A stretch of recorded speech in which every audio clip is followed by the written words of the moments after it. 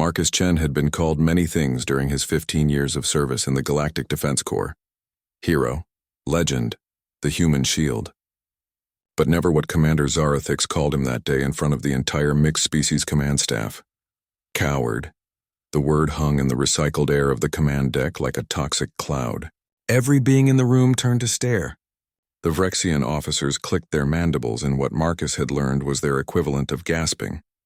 The tall, graceful Etherians swayed back on their tentacle-like legs, their bioluminescent patches flickering with shock. Even the usually stoic Corvin delegates shifted uncomfortably in their exosuits. Marcus stood perfectly still in his battle-worn armor, the same suit that had carried him through the siege of Proxima Station, the liberation of the Kepler colonies, and countless other operations where human tenacity had turned the tide. Scorch marks and dents told the story of every battle, every sacrifice, every moment he had put his life on the line for beings who weren't even his own species. Commander Zarathix was a Selenite, one of the crystalline beings from the moons of Titan. Her species was known for their logical minds and diplomatic nature, but today her faceted surface pulsed with angry red light. She had been his commanding officer for 3 years, and Marcus had thought they understood each other. He had been wrong. "Did you hear me, Colonel Chen?" she continued, her voice resonating through her crystal form like a bell made of ice and fury. "I called you a coward, a disgrace to the uniform you wear and the species you represent." The reason for her anger was clear to everyone in the room. 2 hours ago, Marcus had made a decision during the raid on the Nexus pirate stronghold. The mission had been to rescue hostages, but when they discovered the pirates had children among their ranks, Marcus had called for a full retreat. The mission parameters had been clear: eliminate all hostile forces and retrieve the hostages by any means necessary. But Marcus had seen the fear in those young eyes, the way the pirate children clutched makeshift weapons with trembling hands. They couldn't have been more than 10 standard years old, drafted into a life of violence they hadn't chosen. So he had made the call that saved both the hostages and the children, even though it meant letting the adult pirates escape. "Those hostages could have died because of your weakness," Zarathix continued, her light pulsing brighter with each word. "Your pathetic human sentimentality nearly cost us everything. You're nothing but a soft-hearted fool who has no business leading soldiers into battle." Marcus could feel the weight of every stare in the room. Some faces showed sympathy, others confusion, and a few displayed the cold calculation of beings who saw his compassion as a fundamental flaw.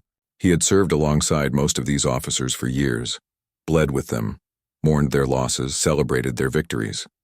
But in this moment he felt completely alone. The accusations kept coming. Zarathix spoke of duty, of the greater good, of the necessity of hard choices in wartime. She questioned his fitness for command, his ability to make the tough decisions that military leadership required. Each word was carefully chosen, designed to cut deep and leave lasting wounds. "You humans always think you're special," she said, her voice dropping to a whisper that somehow carried more venom than her earlier shouts. "You believe your emotions make you superior, that your capacity for sentiment is some kind of strength. But all I see is weakness. All I see is a species too fragile to do what needs to be done." Marcus felt something crack inside his chest, not from anger but from a profound sadness. He had given everything to this organization, to these people. He had lost friends, missed years of his life, sacrificed relationships and personal happiness, all in service to a galactic community that apparently saw his core values as character flaws. The other humans in the room looked stricken. Lieutenant Sarah Hayes, his longtime aide, had tears in her eyes. Captain Rodriguez clenched his fist so tightly his knuckles had gone white. They all knew what Marcus had given, what he had sacrificed, and to hear it dismissed so cruelly was almost too much to bear. But Marcus himself remained silent. He didn't defend his actions, didn't point out that the hostages were all safe and unharmed, didn't mention that the children they had spared might grow up to choose a different path than their parents. He simply stood there, absorbing the assault on his character and his species with the same steady resolve that had carried him through 15 years of impossible missions. When Zarathix finally finished her tirade, the silence in the room was deafening. Everyone waited for Marcus to respond, to defend himself, to fight back with the legendary human stubbornness they had all witnessed countless times before. Instead, he began to move with slow, deliberate motions, His hands went to his chest where the clasps of his armor awaited. The suit had been custom-made for him, fitted to his exact specifications and upgraded over the years with the best technology the Galactic Defense Corps had to offer. It represented everything he had worked for, everything he had achieved in his military career. Click. The first clasp came undone. "Colonel, what are you doing?" Lieutenant Hayes whispered, but Marcus didn't answer. Click. The second clasp released. The armor began to separate along its seams, revealing the simple uniform underneath. No medals, no ribbons, no insignia of rank. Just a man who had given his best to a cause he believed in, only to be told that his best wasn't good enough. Click, click, click. One by one, the pieces of armor fell away. The chest plate that had saved his life on a dozen worlds, the arm guards that bore the scratches of hand-to-hand combat with pirates and terrorists, the leg armor that had carried him through toxic swamps and across burning cities. As each piece hit the floor with a metallic clang, the room seemed to grow quieter, as if the very air was holding its breath. Some of the alien officers began to shift uncomfortably, perhaps beginning to realize that they were witnessing something significant, something that couldn't be taken back. Marcus removed his helmet last, revealing a face that had aged beyond his 42 years. Gray touched his temples, and lines of stress and responsibility mapped the geography of his service. His dark eyes held no anger, no resentment, just a deep weariness that seemed to encompass the weight of every battle he had fought, every friend he had lost, every impossible choice he had been forced to make. When the last piece of armor lay on the floor around him, Marcus Chen looked directly at Commander Zarathix. Her crystalline surface had dimmed, the angry red glow fading to a confused amber. For a moment it seemed as though he might speak, might offer some final words of defense or condemnation. Instead, he turned and walked toward the exit, leaving 15 years of service scattered on the command deck floor. The cargo bay of the transport ship Wanderer's Dream was cramped and smelled of engine oil and recycled air, but Marcus Chen didn't mind. After 3 weeks of living in cheap orbital stations and hitching rides on merchant vessels, he had grown accustomed to less than luxurious accommodations. The ship's captain, a gruff Corvan named Threx, had offered him passage to the frontier worlds in exchange for help with some mechanical repairs. It was honest work, and Marcus found solace in the simple act of fixing things that were broken. His hands, once steady enough to perform field surgery or defuse explosive devices, now worked on realigning power couplings and cleaning atmospheric filters. The work was meditative in its way, requiring focus but not the life-and-death decision-making that had defined his military career. For the first time in years, Marcus felt something approaching peace. The other passengers gave him curious looks but left him alone. Word had spread through the shipping lanes about the human colonel, who had walked away from the Galactic Defense Corps. Some called him crazy, others called him principled, but most simply called him another casualty of a war that had been grinding on for too long. Threx found him in the engine room on their second day out from Station Omega. The Corvan's massive frame barely fit through the access hatch, his 4 arms making quick work of the diagnostic tools scattered around the compartment. "You work good for someone who used to give orders instead of taking them," Threx rumbled. His voice filtered through his species' natural respirator system. Marcus looked up from the plasma conduit he was repairing. "Everyone starts somewhere. I fixed plenty of things before I learned how to break them professionally." The comment earned him what passed for a smile among Corvans, a slight adjustment of the facial plates that indicated amusement. Threx settled his bulk against a support beam and watched Marcus work for a few minutes before speaking again. "Got a message for you. Came through on the standard commercial channels, but it's coded with military encryption." Marcus paused in his work but didn't look up. "I'm not military anymore." "The message doesn't seem to know that. Says it's from someone called Hayes, marked urgent. Lieutenant Sarah Hayes." Marcus felt a familiar tightness in his chest at the thought of his former aide. She had served under him for 5 years, had become one of the most competent officers he had ever worked with. When he left, she had tried to follow, but he had convinced her to stay. The Corps needed good people, even if it didn't always appreciate them. "I'll take it in my quarters," Marcus said finally. Threx nodded and lumbered away, leaving Marcus alone with his thoughts and the steady hum of the ship's engines. He finished his work on the conduit, sealed the access panel, and made his way to the tiny cabin that served as his temporary home. The message crystal was waiting on his bunk, its surface glowing with a soft blue light that indicated an encrypted transmission. Marcus picked it up, hesitated for a moment, then inserted it into the small communication terminal mounted on the wall. Sarah's face appeared on the screen, and Marcus was struck by how tired she looked. Dark circles ringed her eyes, and her usually immaculate uniform appeared rumpled. Behind her, he could see the familiar bustle of a military command center, but something was wrong. The activity seemed frantic, desperate.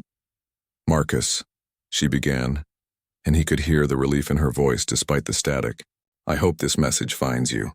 I know you said you wanted to be left alone, but things have gone to hell here, and I need to tell you what's happening." She paused, glancing over her shoulder at something off camera, then continued.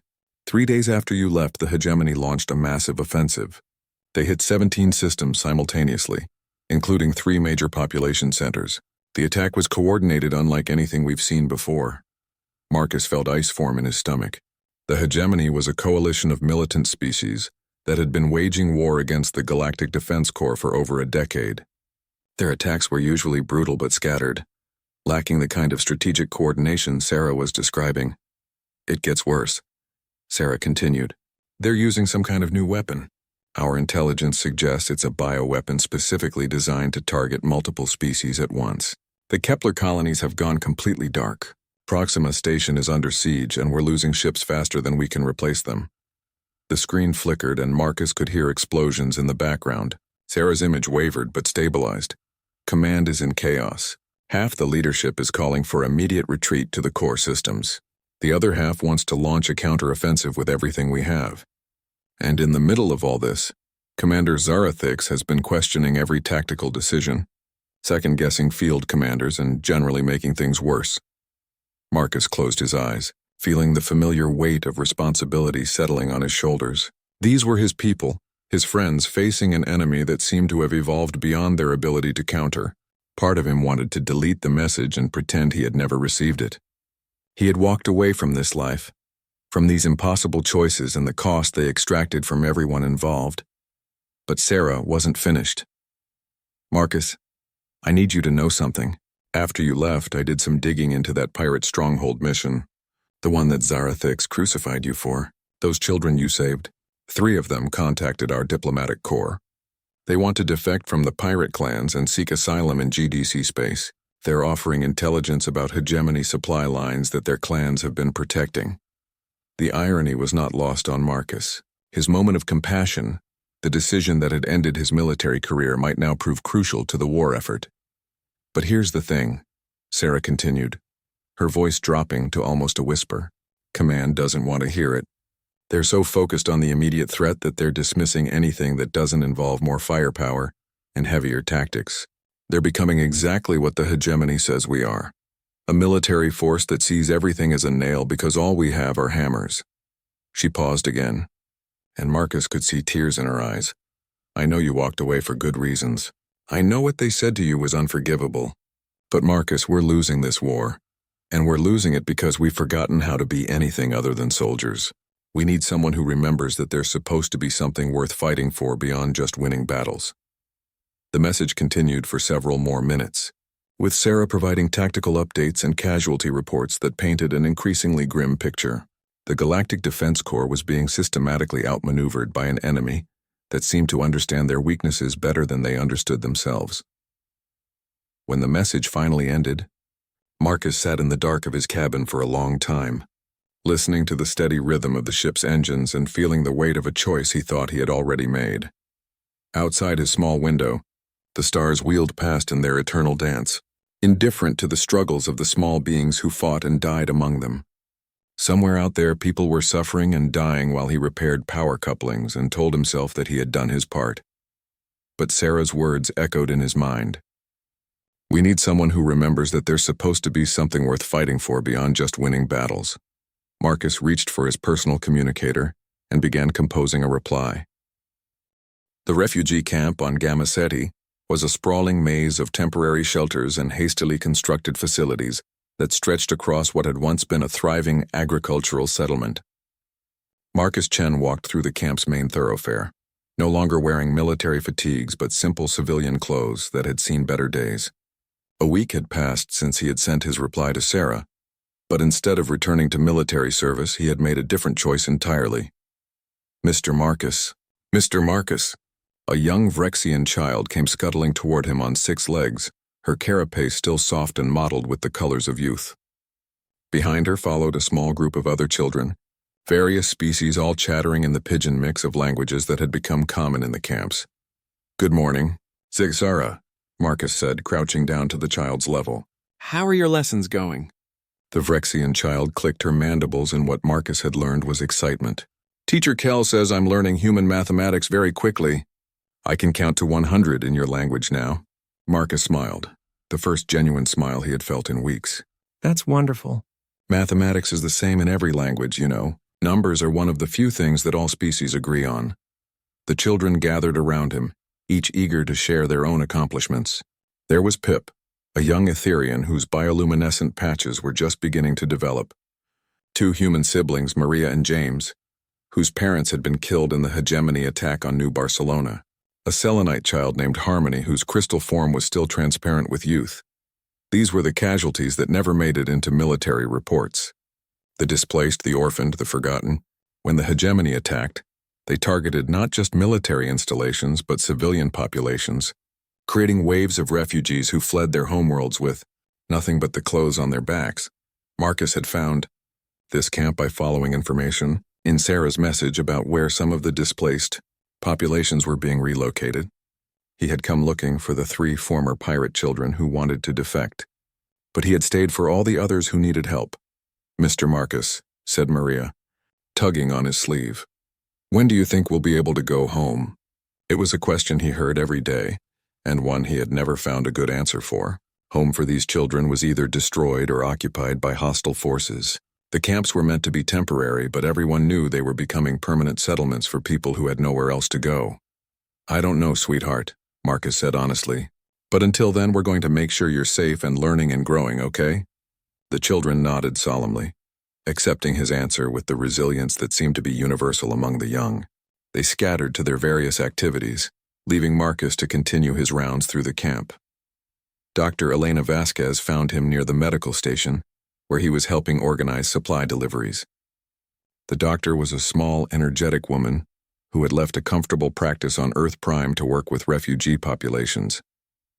She had been the first to welcome Marcus when he arrived at the camp, asking no questions about his past but quickly putting his organizational skills to work. "Marcus, we need to talk," she said, pulling him aside to a quiet area between supply tents. "I just got word from the camp administrator. We're being relocated." Marcus felt his stomach drop. "Where?" "That's the problem. They're breaking up the camp, scattering everyone to different facilities across 3 systems. They say it's for efficiency and resource optimization, but I think it has more to do with making room for military staging areas." It was the same story Marcus had heard from other camps. As the war intensified, refugee facilities were being sacrificed to support military operations. Families that had finally begun to settle were being uprooted again, children torn away from schools and friends, communities broken apart just as they were beginning to heal. "How long do we have?" Marcus asked. 2 weeks, maybe less if the military decides they need this location sooner. Marcus looked around the camp, seeing it with new eyes. These tents and prefab buildings represented something more than just temporary shelter. They were the beginning of a new community, a place where people from different species and backgrounds had come together to support each other through their darkest hours. The children attended classes together, learned each other's languages, played games that mixed traditions from a dozen different worlds. "There has to be something we can do," he said. Elena shook her head. "I've tried every official channel. The bureaucrats just point to regulations and resource allocation charts. As far as the government is concerned, these people are a burden to be managed, not a community to be protected." That afternoon, Marcus found himself in the camp's communication center, a small building with outdated equipment that allowed refugees to send messages to family members and receive news from their home worlds. He sat at one of the terminals and began typing a message, but not to Sarah or any of his former military contacts. Instead, he reached out to the network of civilian organizations, religious groups, and NGOs that he had learned about during his time in the camp. groups that operated independent aid ships that funded refugee assistance programs, that had been quietly working to help displaced populations while the military and government focused on the war. His message was simple: I have a proposition for you. Over the next several days, responses began trickling in.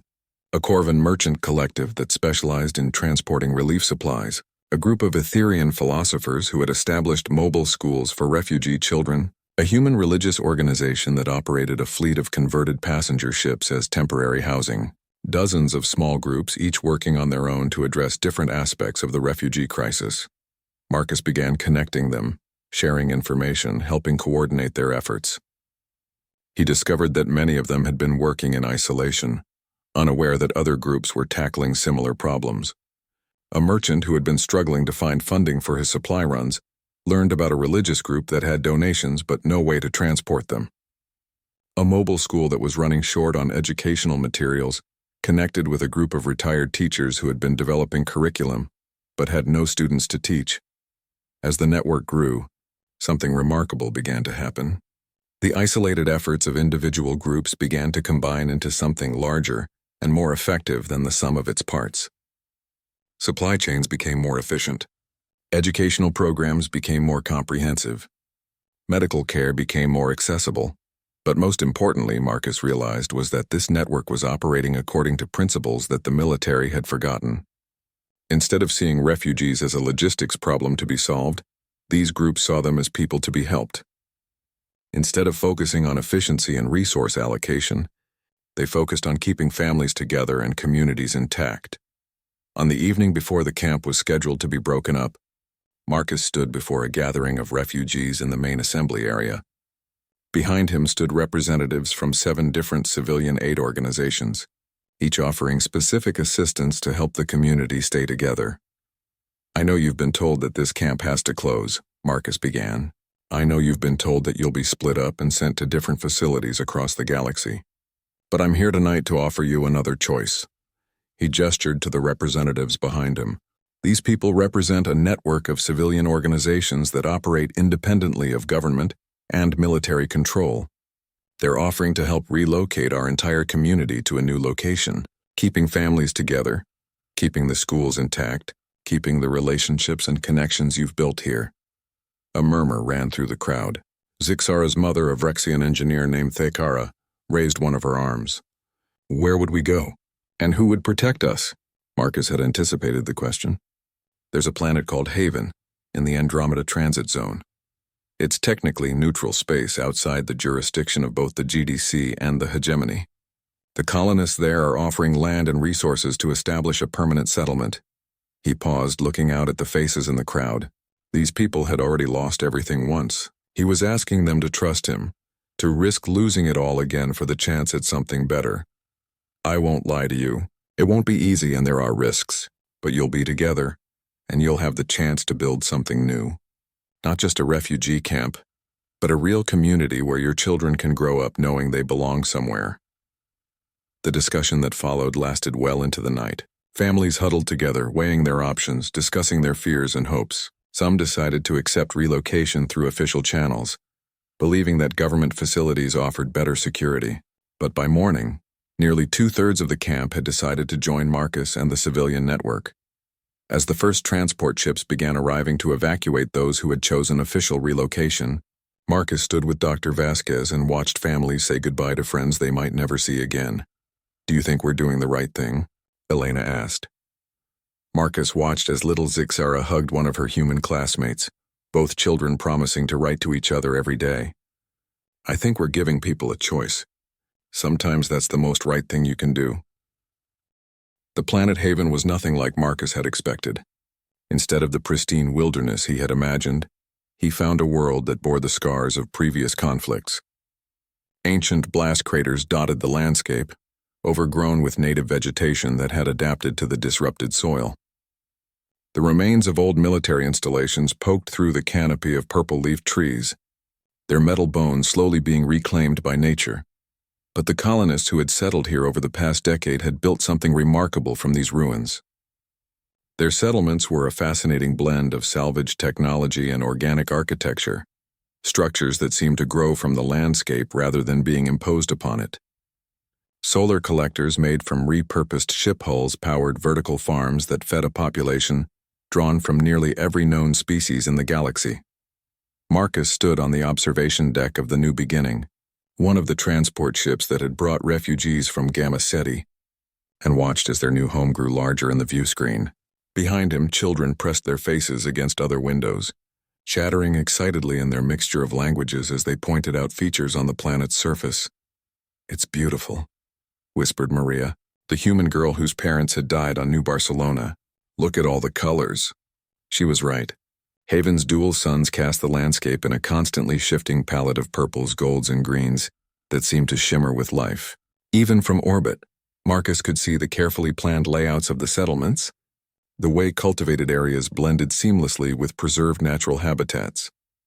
Dr. Vasquez joined him at the observation windows, a tablet in her hand displaying the latest medical assessments of their passengers. "Preliminary surveys look good.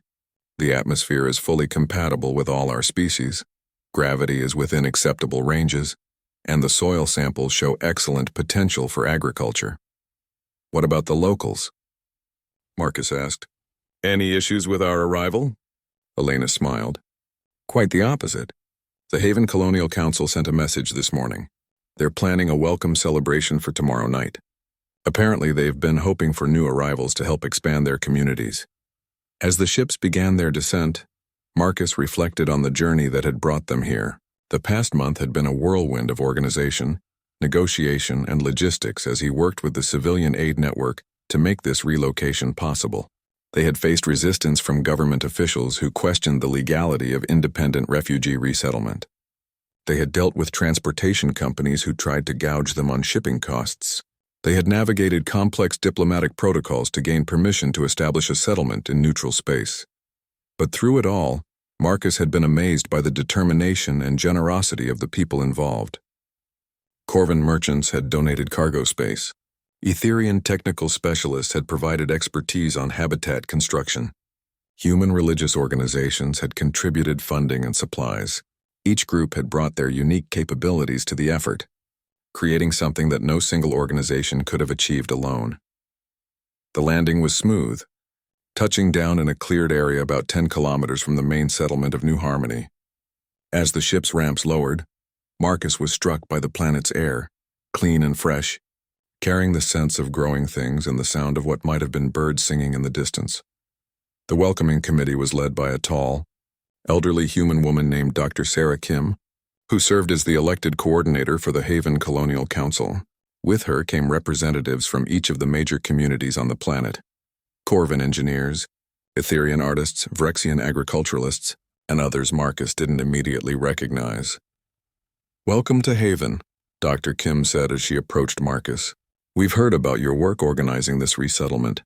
It's exactly the kind of cooperation that makes this planet special." As the refugees began disembarking, Marcus was struck by their expressions. Instead of the weary resignation he had become accustomed to seeing in the camps, he saw curiosity, hope, and excitement. Children ran ahead of their parents, eager to explore their new surroundings. Adults stood in small groups, pointing out features of the landscape and discussing possibilities. Zixara came scuttling up to Marcus, her young carapace practically glowing with excitement. "Mr. Marcus, look!" She held up a small flowering plant she had found growing near the landing site. "It's purple and it smells like honey."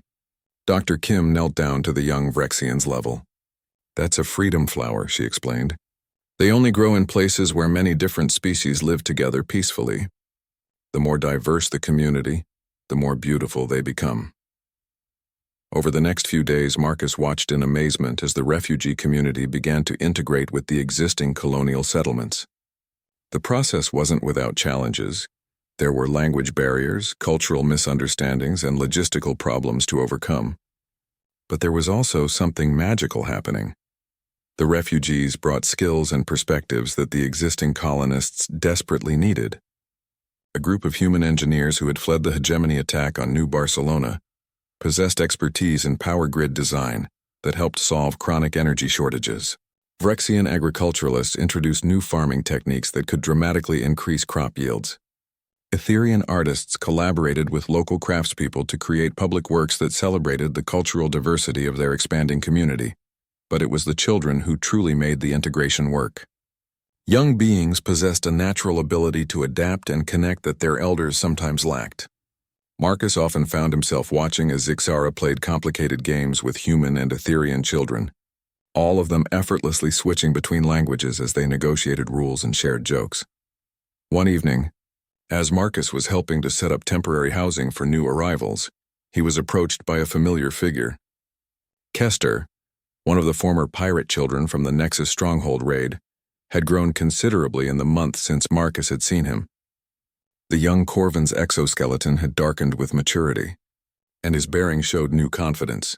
Colonel Chen, Kesitar said, using the human military gesture of respect that he had learned during his debriefing sessions with the GDC. Just Marcus now, Marcus replied. How are you settling in? Very well. The Corvin engineers have accepted me into their apprenticeship program. I'm learning to design water purification systems.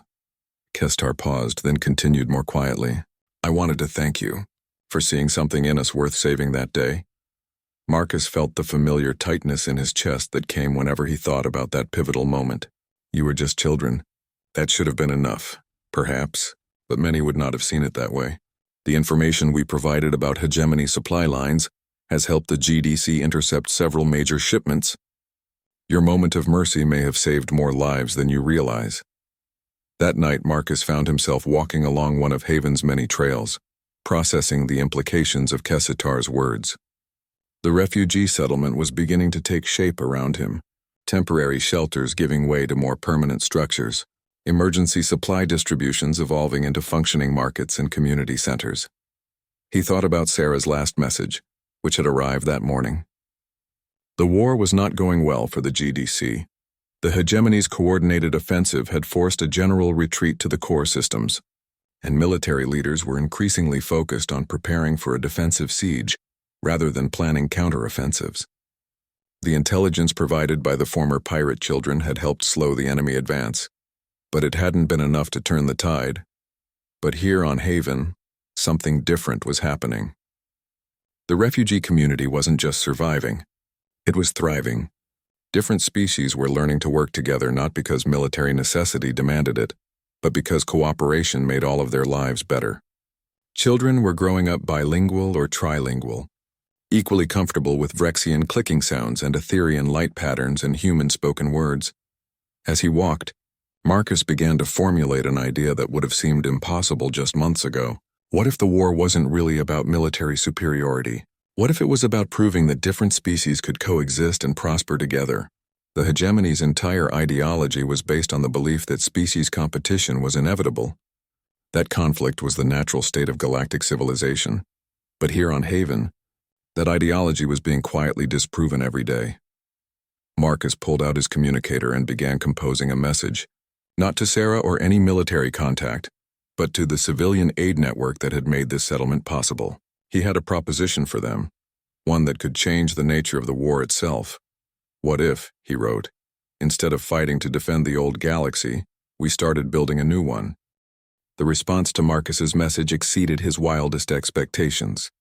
Within weeks, the communication channels were buzzing with interest from civilian organizations across the galaxy. Religious groups, merchant collectives, academic institutions, and cultural societies all began reaching out to learn more about Haven and what they were building there. Marcus found himself at the center of what was quickly becoming known as the Haven movement. It wasn't a military organization or a political party, but rather a loosely connected network of communities and groups committed to proving that cooperative coexistence was not only possible but superior to the competitive conflict that the hegemony promoted. The first formal meeting of what would become the Haven Alliance took place in the main community center of New Harmony, a beautiful structure built from local stone and salvaged metal that seemed to embody the settlement's philosophy of making something beautiful from discarded pieces. Representatives from 17 different civilian organizations had made the journey to Haven, some traveling for weeks through dangerous space to attend. Dr. Kim opened the meeting with a simple statement that would become the Alliance's unofficial motto. We gather not to fight against something, but to build toward something better. The discussions that followed were unlike any diplomatic negotiations Marcus had ever witnessed during his military career. Instead of territorial disputes and resource allocation arguments, the conversations focused on educational curricula, agricultural techniques, and artistic collaborations. Instead of demanding concessions and establishing spheres of influence, the groups shared expertise and offered mutual aid. A Selenite mathematician named Crystal Song presented data showing how mixed-species communities consistently outperformed single-species settlements in terms of innovation, resource efficiency, and social stability. An Etherean philosopher called Wisdom Seeker shared cultural practices that helped different species understand and appreciate each other's perspectives. A human engineer named David Roberts demonstrated construction techniques that combined the best aspects of various species' architectural traditions. But it was young Zixara who provided the meeting's most powerful moment. Now 8 standard years old and fluent in 5 different languages, she had been chosen by the children of Haven to address the adults about what their community meant to them. "When I was little," she said, her mandibles clicking with nervous excitement, "before we came to Haven, I thought that being Vrexian meant being different from everyone else. I thought our ways were the only right ways and everyone else was strange." She paused, looking around the room at the diverse gathering of beings. "But here I learned that being different doesn't mean being separate. Pip sees colors with his light patches that I can't see with my compound eyes, but he can describe them to me in words. Maria knows human songs that make me feel happy even though they're not in my language. James is really good at the mathematics that we Vrexians are supposed to be naturally better at, and he helps me when I'm struggling." The young Vrexian's voice grew stronger as she continued. "The adults always talk about our differences like they're problems to solve. But we children know they're gifts to share. Each species brings something special, and when we put them all together, we can do things that none of us could do alone." The silence that followed her speech was profound. Marcus looked around the room and saw tears in eyes of several different species, each processing her words through their own cultural filters, but arriving at the same emotional destination. The formal outcome of the meeting was the establishment of the Haven Alliance Charter, a document that outlined principles for cooperative settlements and mutual aid between participating communities. But the real outcome was something more intangible, proof that an alternative to the galactic conflict was not only possible, but already working. Over the following months, new settlements began appearing across neutral space. Some were established by refugee communities following Haven's model. Others were founded by existing civilian groups who wanted to create demonstration projects for cooperative living. Each settlement was unique, reflecting the specific needs and cultures of its inhabitants, but all shared the common commitment to proving that diversity was a strength rather than a weakness. The hegemony's response was swift and predictable. They launched propaganda campaigns denouncing the Haven settlements as degenerate mixing that would weaken all species involved. They imposed economic blockades on systems that supported the movement. Most alarmingly, they began targeting civilian aid ships and neutral trade routes, claiming that any support for the settlements was a military action against hegemony interests. It was after one particularly brutal attack on a medical supply convoy that Marcus received an unexpected visitor. Sarah Hayes arrived at Haven in an unmarked civilian transport, wearing ordinary clothes instead of her GDC uniform, and looking more tired than Marcus had ever seen her. "I took leave," she explained, as they walked through New Harmony's main plaza, watching children from a dozen species play together in the afternoon sun. Officially anyway. Unofficially, I think Command is happy to have me gone for a while. "What happened?" Marcus asked, though he suspected he already knew. "I kept pushing for diplomatic solutions. I kept arguing that military action alone wasn't going to win this war. I kept suggesting that maybe we should study what you're doing here instead of just throwing more ships at the problem." Sarah stopped walking and turned to face him. "They called me a traitor sympathizer and suggested I take some time to reconsider my priorities." Marcus felt a familiar anger at the military's short-sightedness, but it was tempered by genuine concern for his former aide. "What will you do?" Sarah was quiet for a moment, watching as a group of young adults of various species worked together to install a new solar panel array on a community building. The teamwork was seamless, each being contributing their species' particular strengths to the common task. "I want to understand what you've built here," she said finally. "I want to learn how it works. how it could be replicated, how it might change the galaxy's future. And then I want to go back and try to convince Command that there's a better way to fight this war. And if they won't listen? Sarah smiled for the first time since her arrival. Then I'll come back here and help you build something they can't ignore. Over the next several weeks, Sarah threw herself into understanding every aspect of Haven's community structure. She attended council meetings, visited work cooperatives, participated in cultural exchange programs, and spent hours interviewing residents about their experiences. What she discovered both amazed and troubled her. The settlements were remarkably successful by any objective measure. Crime rates were virtually non-existent. Productivity was high. Innovation flourished as different species shared their unique perspectives and capabilities. Children were healthier, happier, and more educated than their counterparts in single-species communities. But Sarah also learned about the challenges. The settlements required constant vigilance against both external threats and internal tensions. Cultural misunderstandings still occurred regularly, requiring patient mediation and compromise. The cooperative decision-making process, while inclusive, was often slow and inefficient compared to military command structures. Most concerning of all, the settlements were vulnerable. They depended on civilian trade routes for essential supplies. They had no military defenses against hegemony attacks. They existed in a precarious bubble of neutrality that could be burst at any moment by escalating conflict. "It's beautiful," Sarah told Marcus one evening as they sat on the porch of his modest home, watching the dual suns set over the settlement. "But I don't see how it survives if the war continues to escalate." Marcus had been thinking about the same problem. The Haven settlements were proving that cooperative coexistence was possible, but they were also creating a target for anyone who felt threatened by that proof. The hegemony saw them as an existential challenge to their ideology. Even some elements within the GDC viewed them as a distraction from the real business of military victory. "Maybe survival isn't the point," Marcus said quietly.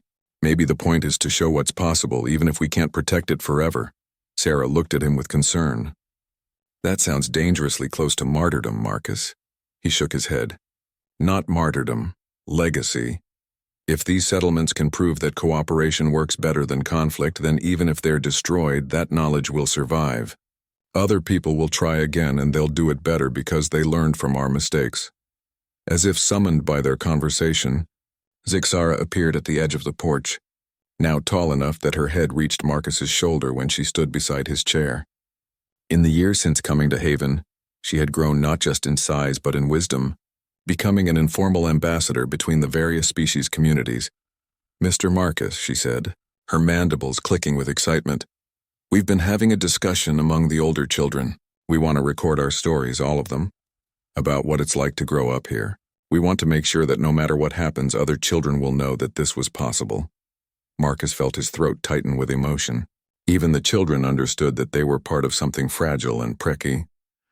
Sarah's idea was as audacious as Marcus had feared. She proposed that he return to the Galactic Defense Corps, not as a traditional military officer, but as a special advisor on civilian integration and cooperative strategy.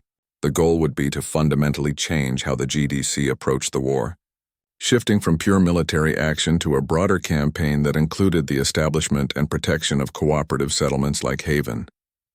"You're right. I don't like it," Marcus said after she had finished explaining her proposal. "They made it very clear what they think of my approach to leadership." That was Zarathic speaking for a military leadership that was panicking about losing ground to the hegemony. Things have changed since then. The war is going badly, civilian casualties are mounting, and more officers are beginning to question whether pure military solutions are working. They were sitting in the communications center, where Sarah had been using the quantum relay to stay in contact with sympathizers within the GDC command structure. The messages she had received painted a grim picture of an organization struggling not just with military defeats, but with growing internal dissent. "Besides," Sarah continued, "you wouldn't be going back as the same person who left. You've proven something here that changes everything.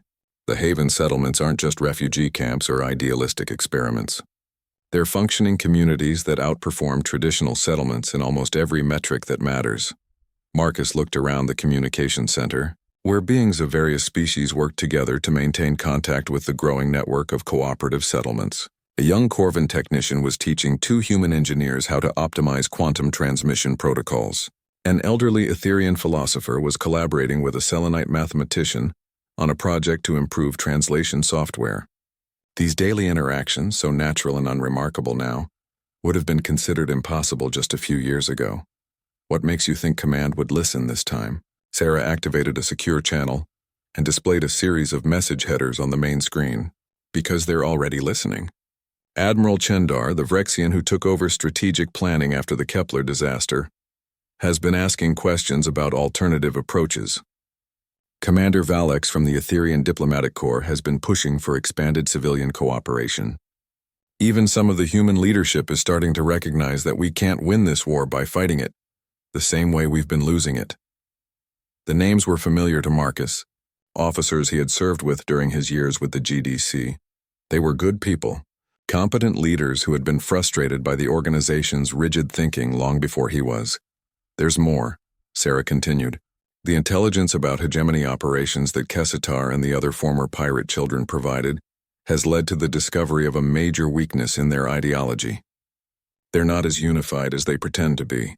Several species within the hegemony alliance are becoming disillusioned with the constant warfare, especially as civilian casualties mount on their own worlds. She displayed a classified intelligence report on the screen, highlighting sections about internal dissent within hegemony territories. Some of their own populations are beginning to question whether perpetual conflict is really serving their interests.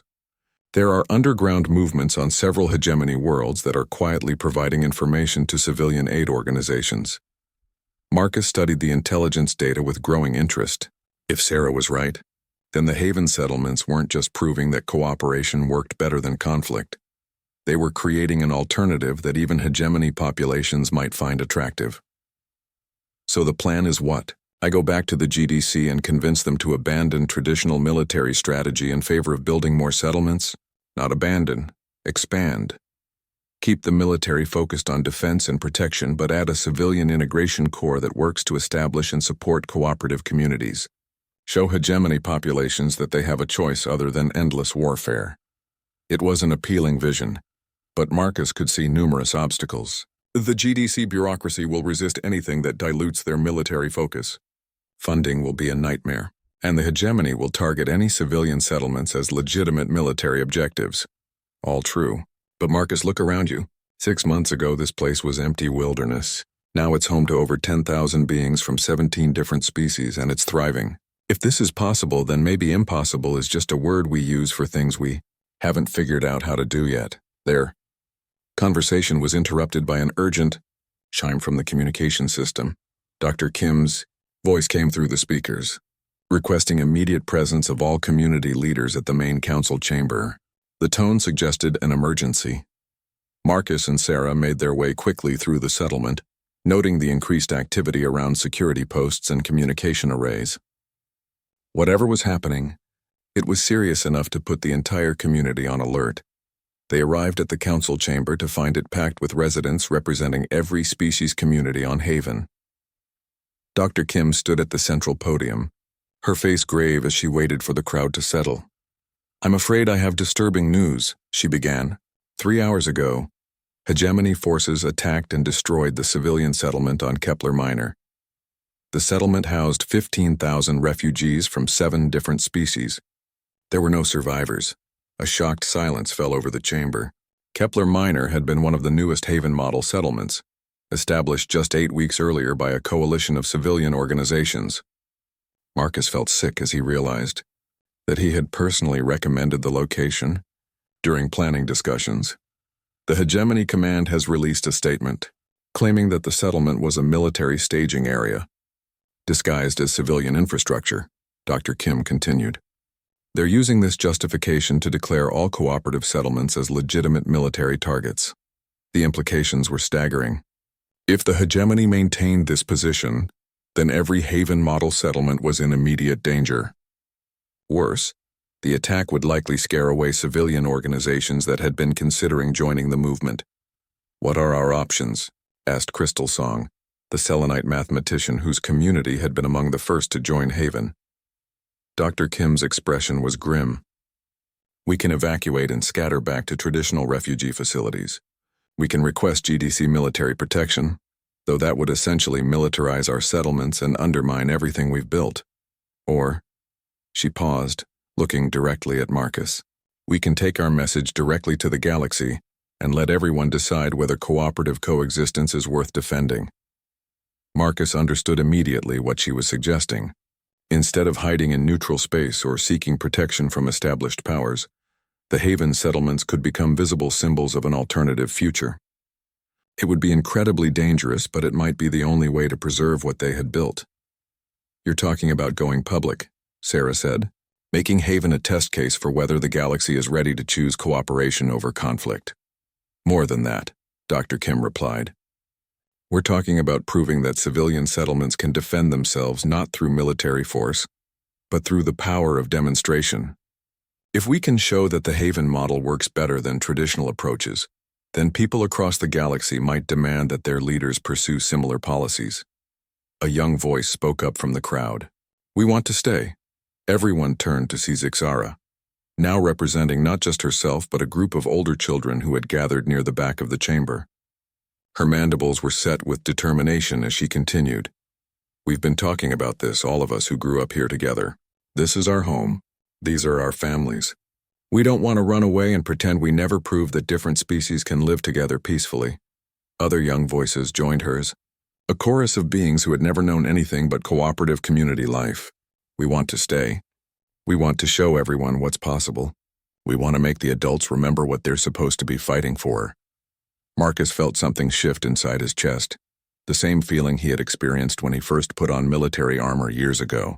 It was the recognition that sometimes the most important battles weren't fought with weapons, but with the simple act of refusing to accept that the world had to be the way it was.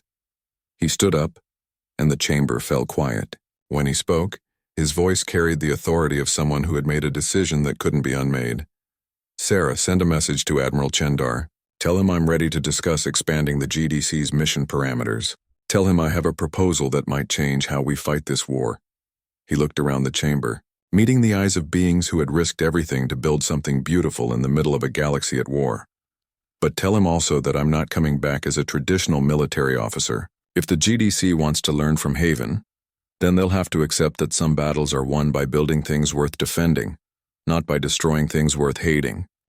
2 years later, Marcus Chen stood on the command deck of the Unity, the first ship ever built specifically for the Galactic Defense Corps' new Civilian Integration Division.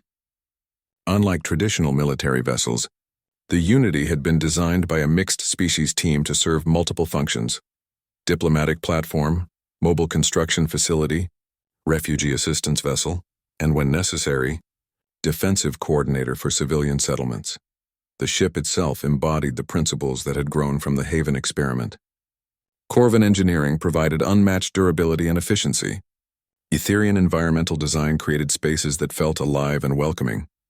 Phyrexian computational systems managed complex logistics with organic precision. Human adaptability tied it all together into something greater than the sum of its parts. Status report, Marcus said to his mixed-species command crew, a group that would have been unthinkable in the traditional military hierarchy he had once served. Admiral Chen, responded Commander Piplight, the Etherian officer who served as his operations coordinator. The young being's bioluminescent patches glowed with calm satisfaction as he consulted his displays.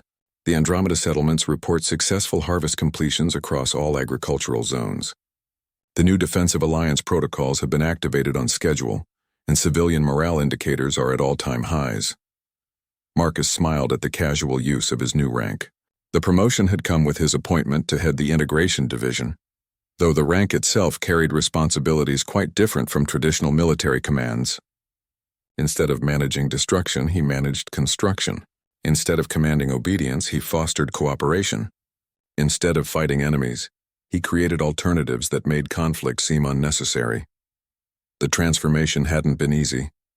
The first year had been filled with bureaucratic battles, as traditional military leaders struggled to understand how civilian integration could contribute to overall defense strategy. There had been budget fights, jurisdictional disputes, and endless policy debates about whether the GDC should be in the business of building communities rather than just protecting them. but the results spoke for themselves. The Haven model settlements now numbered over 200 across 37 systems, housing more than 12 million beings of 63 different species. These communities consistently outperformed traditional settlements in every metric that mattered: economic productivity, innovation rates, social stability, and defensive resilience. More importantly, they had begun to change the nature of the conflict itself. As hegemony populations witnessed the prosperity and happiness of cooperative settlements, defection rates had increased dramatically. Entire star systems had declared neutrality and requested assistance in establishing their own integration communities. The hegemony's ideology of perpetual conflict was being undermined, not by military defeats, but by the simple demonstration that better alternatives existed.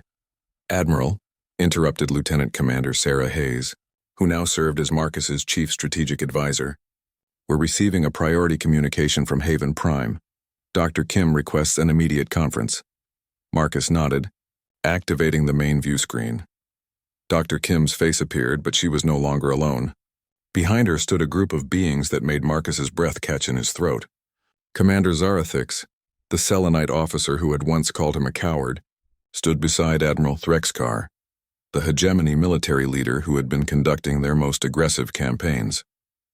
"Marcus," Dr. Kim began, her voice carrying a mixture of excitement and exhaustion, "I want you to meet the newest applicants for Haven Alliance membership." Zarathix stepped forward, her crystalline surface pulsing with what Marcus had learned to recognize as deep emotion. "Admiral Chen, I come before you not as a military commander, but as a being who has finally understood what you tried to teach us years ago." Her words were carefully chosen, formal in the way that Selenites employed when admitting fundamental error. "My military group has voted to abandon hegemony membership and request asylum within the Alliance territories. We bring with us detailed intelligence about remaining hegemony operations and a formal proposal for ending this conflict through negotiated settlement, rather than military conclusion." Admiral Threxkar spoke next, his massive Corvin frame filling much of the screen. "Admiral Chen, my species has spent generations believing that strength came only through dominance over others. Your settlements have shown us that strength comes through cooperation with others. 80% of Corvin military groups have voted to cease hostilities and request integration into Alliance communities." Marcus felt the weight of the moment settling around him. This was what he had envisioned but never dared to hope for: the voluntary transformation of enemies into allies, accomplished not through conquest but through demonstration of superior alternatives. "What about the remaining hegemony forces?" he asked. Zarathix's light pattern shifted to what Marcus recognized as cautious optimism. "Fragmented and demoralized.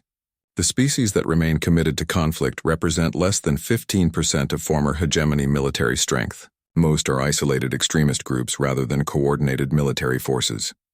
They still pose a threat to civilian settlements," Admiral Threxkar added, "but it's a threat that can be managed through defensive cooperation rather than offensive warfare." The implications were staggering. After more than a decade of galactic war, the conflict was ending not with decisive military victory, but with the gradual conversion of combatants to non-combatants. The Haven model had proven so attractive that even dedicated warriors were choosing to lay down their weapons in favor of building something better. "Dr. Kim," Marcus said, "what does the Alliance Council recommend?" "Unanimous acceptance of all asylum requests, immediate integration assistance for military groups seeking civilian resettlement, and a formal declaration that the Alliance stands ready to help any community that chooses cooperation over conflict." Marcus turned to his own crew, beings who had dedicated their careers to proving that military service could mean something other than preparation for war. "Commander Piplight, what's our capacity for supporting large-scale integration operations?" The Etherian's bioluminescent patches flowed through rapid calculations. "With our current civilian partner organizations and existing settlement infrastructure, we can support up to 3 million additional residents across Alliance territories within 6 months.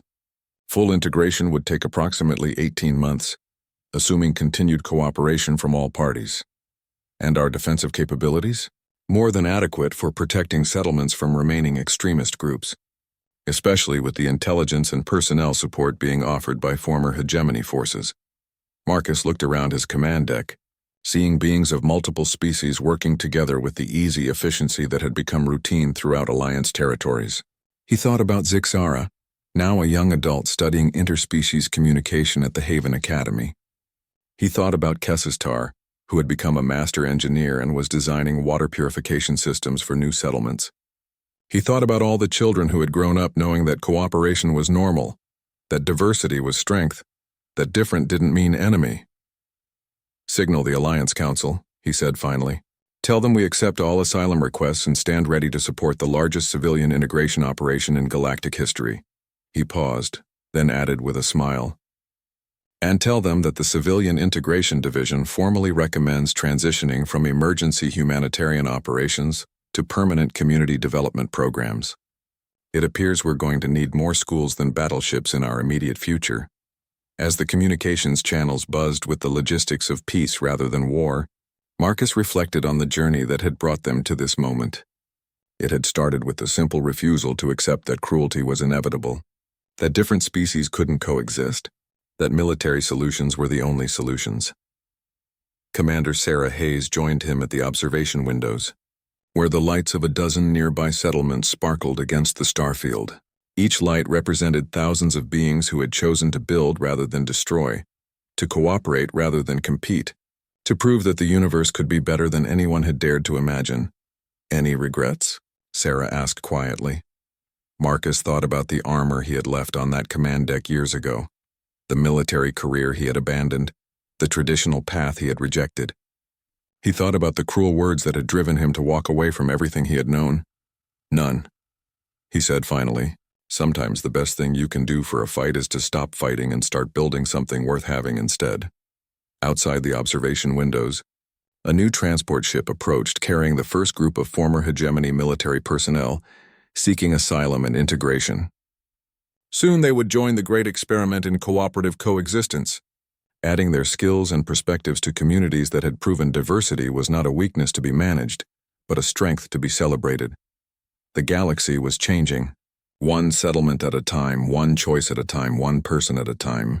And at the heart of that change was a simple recognition that had taken a galactic war to fully understand. The most powerful weapon against hatred was not a bigger gun,